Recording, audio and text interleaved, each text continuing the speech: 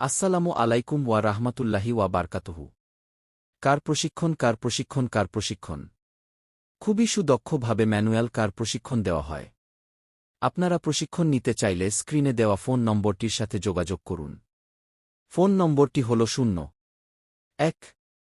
6 3 0 1 9 4 9 9 এবং 0 1 9 9 4 4 1 3 3 9। প্রশিক্ষণের ঠিকানা মুরাদনগর থানা, পোস্ট অফিস বান্তি বাজার, পাহাড়পুর ইউনিয়ন পরিষদ, পাহাড়পুর গ্রাম।